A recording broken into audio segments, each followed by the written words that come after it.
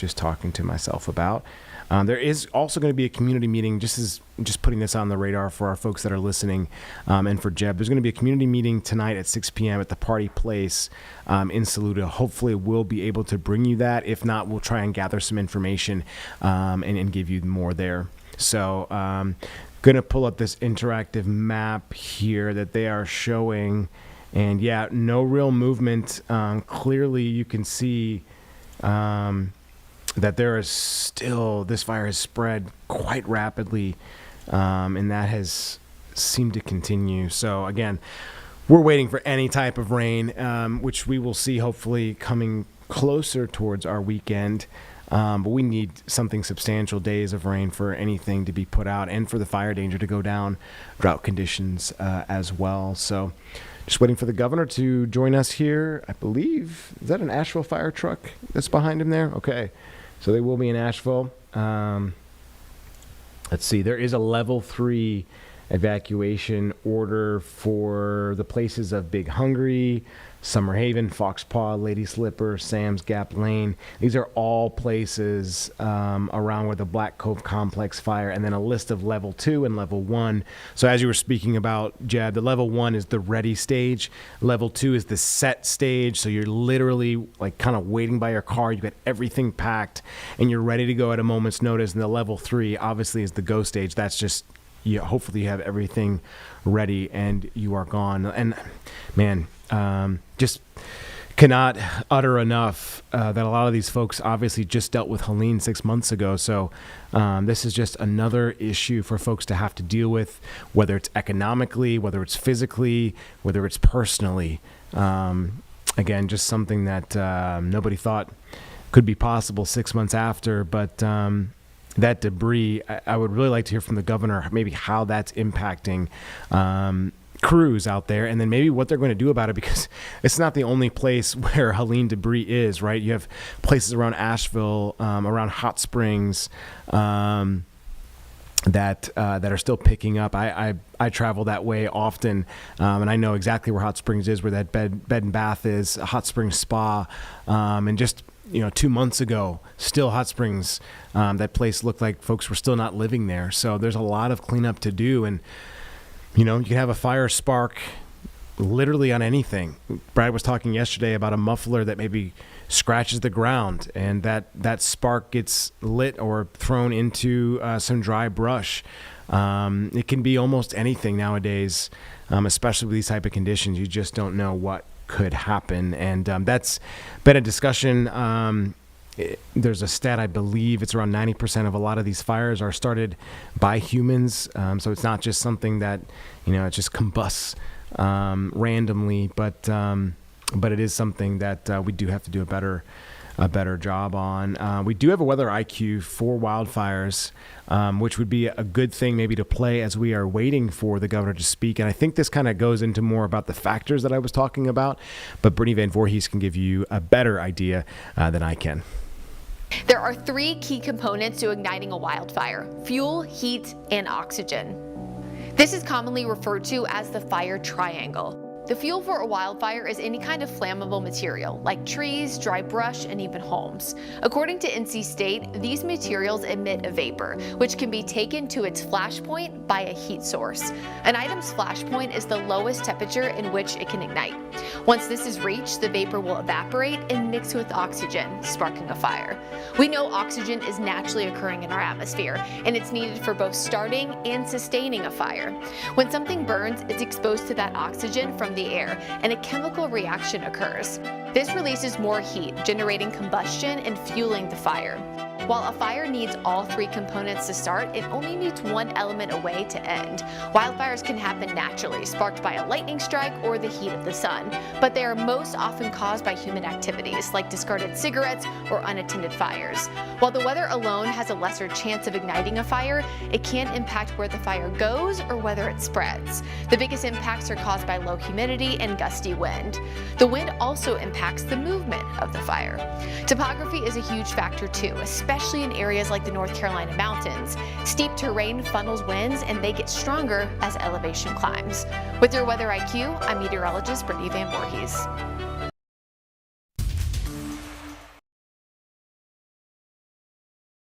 ongoing. I did to talk about injuries. And we do know that one firefighter was injured and actually airlifted to Spartanburg, South Carolina. From the Citizen Times, I'm learning that he received medical attention there and is currently in stable condition. This is a report from last night, so I will look to see if there's anything new or potentially updating his or her status. Yes, it was a man. So airlifted to Spartanburg, South Carolina, but this was during the Black Cove fire when this person was injured. So this was first reported, as I said, March 19th, and these efforts have been ongoing. That will continue to be so in the Green River Gorge. 7 homes have been destroyed in the Black Cove fire. 1 home was destroyed in the Deep Woods fire. 2 fires have burned 10 outbuildings, both of those fires. So that's where we stand with damage as well. So he's in stable condition. Okay, we got new reports. So he is still in stable condition, which is great news. Hopefully we'll get an update that he will be released at some point. I know many folks will be awaiting that return.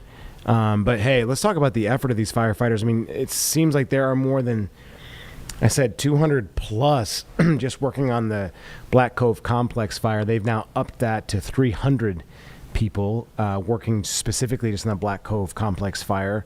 I would imagine you have a couple hundred spread out across those 3 fires from folks that are not just from North Carolina, but from other states as well, trying to do their best to put these fires out. So we are getting a little bit closer, almost 90 seconds out from the top of the 4 o'clock with Nick and Jane. We are expecting the governor to come on, as you can see from the bottom right-hand corner of your screen.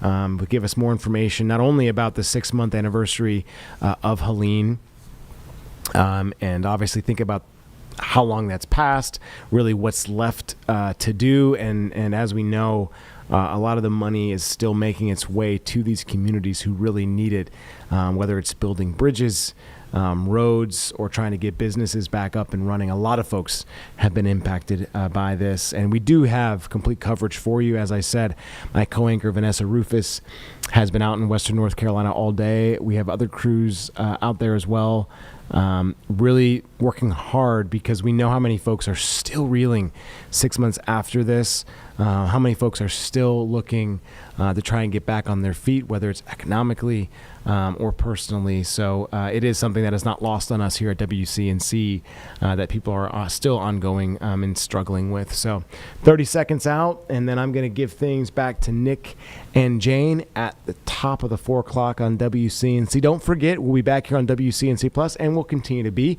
if you want to stream here. But Jeb and I will be back from 7 to 8 here on WCNC Plus to give you more Impact news here in the Impact Studio, the news that is breaking, that we will give straight to you in this informed world. I'll let Nick and Jane take over.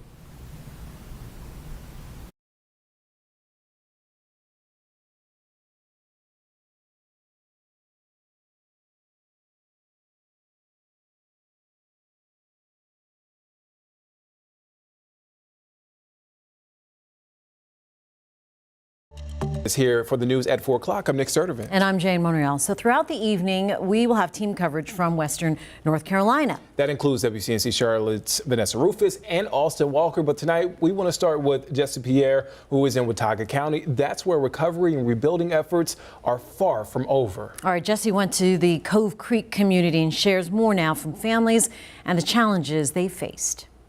I'm standing here along Cove Creek, and even 6 months later, you can see the scars left behind by Helene. You have debris like this overturned car, damaged homes, and hundreds of roads and bridges in ruins. For many, the storm is a reminder of what they've lost. For many in Watauga County, the storm may have passed, but its impact lingers. Anytime it rains, like I just feel my chest get really, really tight. Laura Ann Campbell owns a pet business, but has been shut down since the storm, struggling to rebuild her life and livelihood. All my personal possessions were lost that were in the basement with 80 inches of water. So that's huge in itself. And then you factor in the business and then the detached garage. We first met Campbell in October. Then, the Isaacs Branch Bridge that connects her home and many others to the main road had washed away. A temporary bridge was put in place, but the damage is still in plain sight. Debris scattered along the riverbanks, a reminder of the work still ahead. This will all have to be regraded, and we're getting to that in the next couple of weeks. And then hopefully I can reseed after that to start trying to reestablish a yard, because this was all beautiful green grass and a really nice yard. A few miles down the road, Deanna McGinnis's church felt the impact. The lower level, where classrooms, library, kitchen, fellowship hall, was completely destroyed. And it's totally gutted now. Tragedy didn't just end there. She lost her husband in November. The bridge to their cemetery also washed away. The family had to rely on four-wheel drive SUVs to get across the creek to bury him. And my husband is right here beside his mom and dad. Despite the loss, families keep moving forward, step by step. These things, do take time, but we're hopeful that we'll get back to normal one day. Determined to rebuild. Jessie Pierre in Watauga County. Well, amazing pictures there. But she's resilient, and Chief Meteorologist Brad Panovich joining us now with some smoky skies behind you. Yeah, unfortunately, guys, wildfire danger remains high today. What you're looking at is our Dallas camera looking down into parts of Clover and down in York County. There was a small wildfire there, about 20 acres, showing up on our Dallas camera. Looks like firefighters getting some good progress there, because the smoke has been reduced here in about the last 20 minutes or so. Across our area, we're still seeing smoke plumes showing up on radar. When you look at the visible imagery, look at all the smoke coming from the Table Rock fire. That smoke is spreading east, and we're likely going to see some of that smoke move in for the evening hours. Air quality alerts where the smoke is the thickest. It's been spreading into Rutherford County, Cleveland County, not too far away, but we expect some of that smoke to drift into our area tonight. You see the big plume of smoke to our west through the evening. There it is, moving through the overnight hours. Tomorrow we'll likely see more smoke as the winds shift to the west-southwest, so be prepared for some hazy skies over the next 24 hours. Fire danger remains high the next couple of days. At least the humidity is going to come up a little bit as we go into the weekend. Temperatures right now pushing the mid to upper 60s. A very warm afternoon tonight. Will cool back down into the upper 40s. Coming up, we'll talk about those chances for rain in that weekend forecast. Let's check in with the traffic, though, right now. And Brittany. Thanks, Brad. Right now, taking a look at I-77, both north and southbound there, right after Billy Graham Parkway there, exit 6. It's heading toward Clanton and eventually Remount Road. Things are moving, but moving a little bit slower than normal, at least at this hour. Of course, it's a live picture right now there from our Camera 9 system. Now, as we look at the traffic map, the wider view here, things are going to be a little bit calmer here, at least on your Thursday afternoon. Most areas not seeing significant issues out there right now, but some little bit of red popping up there on a traffic maps. We'll continue to look at this as we go throughout the afternoon. There he goes. Oh my gosh, technology. You love it until it stops working.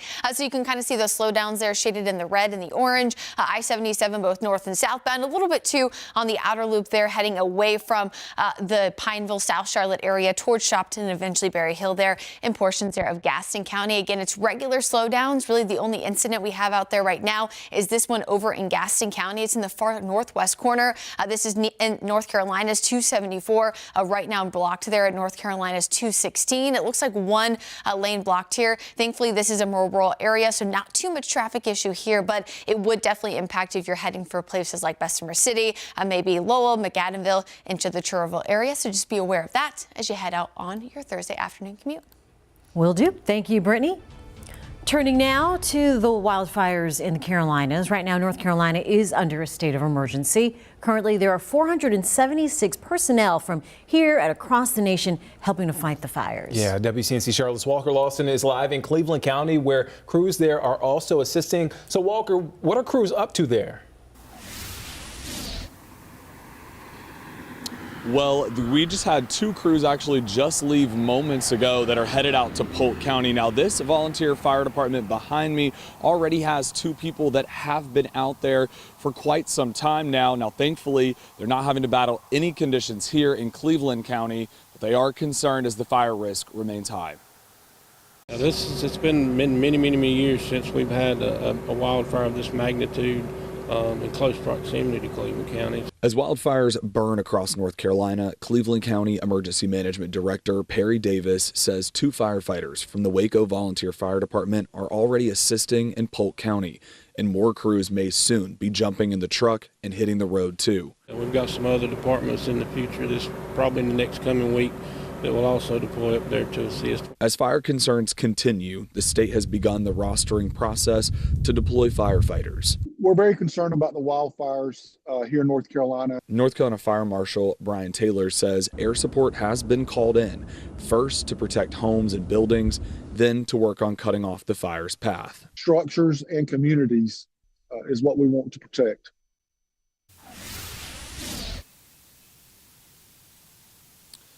Now, again, the emergency director that we spoke to said all they can do again is remind people that this burn ban is in place and pray for rain. Reporting in Cleveland County, Walker Lawson, WCNC Charlotte. Yeah, a lot of work ahead of crews. Oh, yeah. Thanks, Walker. Now to South Carolina, where more people are evacuating as crews work to contain 2 wildfires. The Persimmon Ridge fire has burned more than 1,500 acres in Greenville, and the Table Rock fire in Pickens County destroying more than 4,500 acres. Right now, crews are doing a controlled burn in hopes of preventing further spread.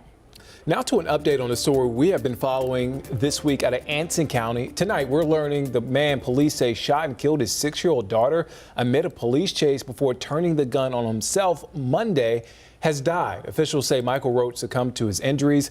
Earlier this week, we're told a woman called police because Roach came into a room in a residence they shared with a gun and threatened her. She says he then took off with the 6-year-old Miana. Roach's vehicle was found about 5 hours later. After a pursuit through Anson County, he crashed into a ditch. Police say that's when they discovered he shot and killed Miana before shooting himself.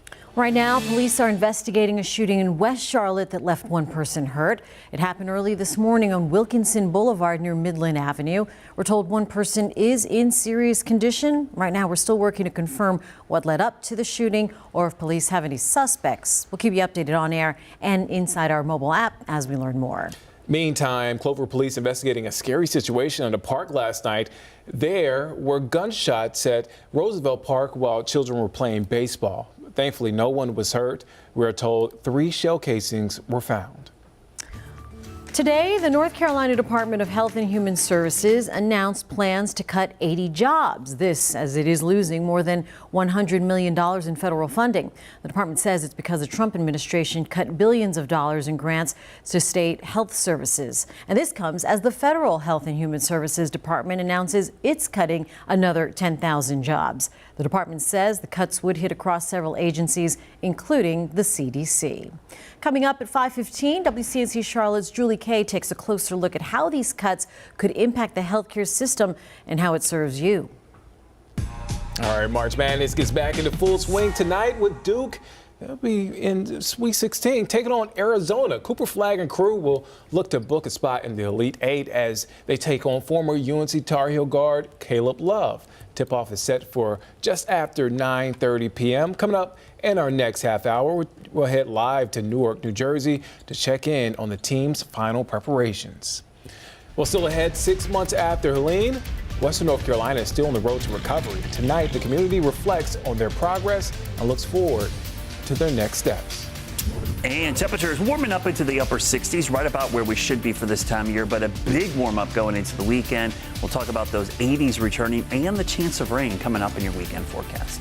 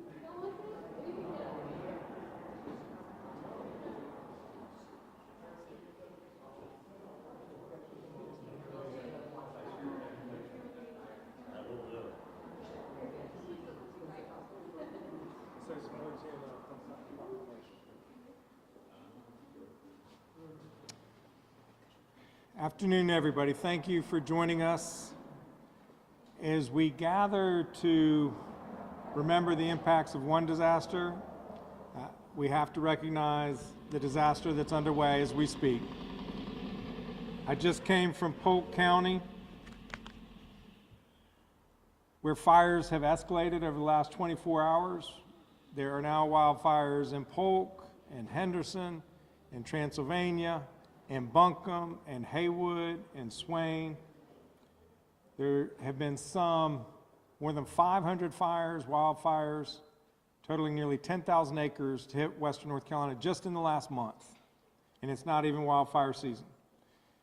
Folks are working incredibly hard. We have the North Carolina Forest Service, we have the North Carolina Fire Marshal, we have the state emergency management, we have the federal government sending resources. We have local fire from across the state stepping up to help these folks, just like we're seeing here in Fairview. Firefighters from Pamlico County, from Onslow County, recognizing the incredible issues that are facing the region. It's a double whammy. We're here today because it's the 6-month anniversary of Hurricane Helene, sweeping through western North Carolina, causing all kinds of damage. Thousands of people lost their homes. Thousands of businesses lost their ability to function, lost jobs. Most heartbreaking, 106 North Carolinians lost their lives. 13 of them in this very community. Many of them related to each other in one way or another. And I want to thank the family members who shared their stories, and the stories are painful. They're hard. It's hard to move on when you're carrying that kind of weight with you every day. But they are also looking forward to the next day because they know it will come and they want it to be a brighter day.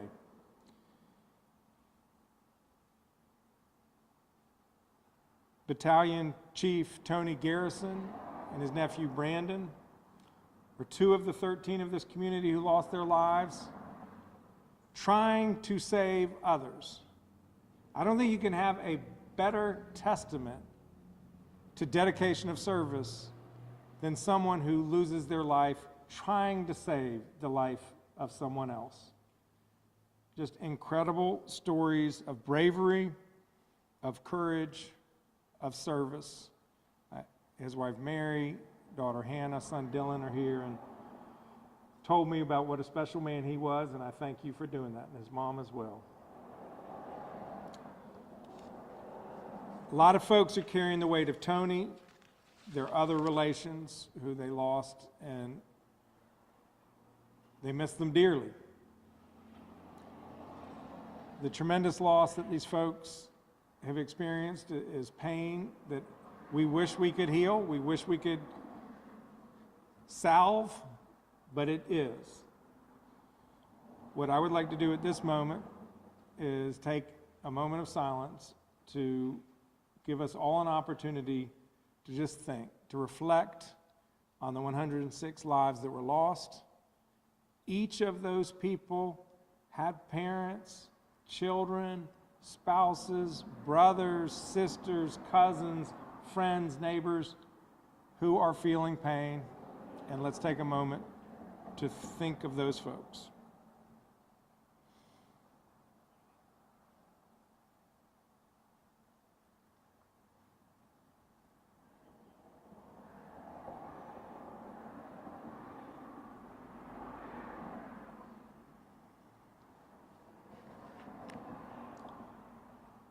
It hurts us to know that there's nothing we can do to bring the loved ones back. But their legacies can inspire us to better support our neighbors and to build back our communities. We know that Western North Carolina has so much work to do to rebuild, but there have been moments of progress, and it's important to recognize those. I want to thank the General Assembly for its appropriation last week of over $500 million Nowhere near enough, but enough to help us get started. The federal government has appropriated some funds. It has not gotten to North Carolina fast enough. I want to thank our federal delegation, congressional delegation, for helping to secure those funds. We now need to accelerate the agencies getting those monies to North Carolina, and we also need much more help. I have a $19 billion appropriations request before the U.S. Congress. North Carolina needs these funds. $60 billion in damage. $60 billion. There's not that much capital in Western North Carolina. Our state budget is $30 billion. There is not enough money to help the folks of Western North Carolina. That is why we need federal support. We need more federal support today. People need to get back in their homes. Roads and bridges need to be fixed. Businesses need to keep their doors open and their employees hired. Communities need clean drinking water. If you are out there watching this and you believe Western North Carolina needs a hand up, I urge you, contact your state representatives and senators. Contact your federal representatives and senators. We need them to hear from you. We need them to fight like hell for the people of Western North Carolina. As a government, state government, federal government, it is our duty to give people a hand up when they've been knocked down, to help the people of Western North Carolina rebuild. Rebuilding takes a commitment from each of us to meet the moment, because rebuilding is not guaranteed. It is not inevitable. It must happen, and we must make it happen. So let's make the commitment, fueled by the strength of those who have given so much over the last 6 months to help the people out here, and fueled by the memories whose lives were lost. And it is in their memories that I will sign a proclamation in remembrance of the 106 North Carolinians who lost their lives after Hurricane Helene.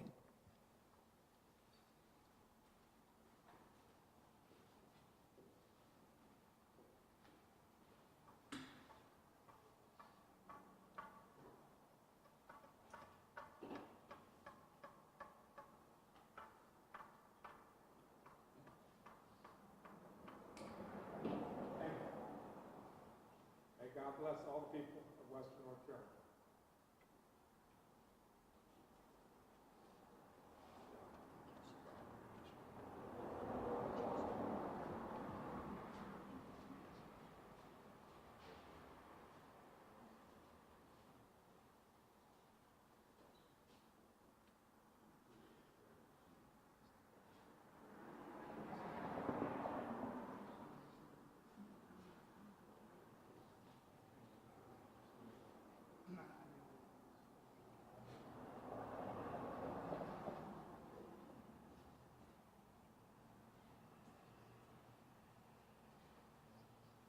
Happy to take any questions if there are any. About the current wildfires, do you expect there to be a FEMA disaster declaration for these fires? How confident are you in the federal government's ability to help the state cover the cost of these fires? Last night, I declared a state of emergency here in North Carolina. We were already under one, but by declaring the emergency for this specific one, as opposed to the one from 6 months ago, it enables us to draw fire resources from other states and have that reimbursed. FEMA has been a good partner in fighting these fires and have already assured us of some reimbursement. So we are grateful to them. We're grateful to the partnership of the U.S. Forest Service. I just came from the headquarters. State, North Carolina Forest Service has taken the lead, but they're drawing on their federal partners and they're mobilizing the local resources, and it's quite inspiring. They're attacking the fires at every opportunity, working hard to try to contain them so that they don't spread. There have been about 11 properties, 11 homes that have burned to date. We want to have not a single more. Thank God, to our knowledge, no one has died. One firefighter needed to be extracted in an emergency, but within an hour was in a hospital, and all indications are he will recover. Can you talk about the difficulties of the last 6 months, not just Helene, but also it was a pretty hectic winter. We also are, of course, dealing with the wildfires now. No time for first responders, officials, communities to catch their breath, it seems like. I hope you have a chance to talk to these firefighters who are here in Fairview, because you're 100% right. They went from emergency response after Hurricane Helene trying to save people. They then had to deal with winter storm after winter storm. And now we have forest fires throughout Western North Carolina. I know these folks are exhausted, but it's a special person who heeds the calling to be a firefighter. These are people of service, they are people of heart, and I am confident that they're going to meet the moment. What I want is for us to rise to the same level of service and dedication that these folks are demonstrating.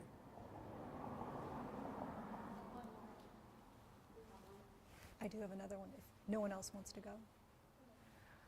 I believe last we heard March 31st was kind of a self-imposed deadline to get small business aid out. Are you on track to meet that deadline? How does that process look?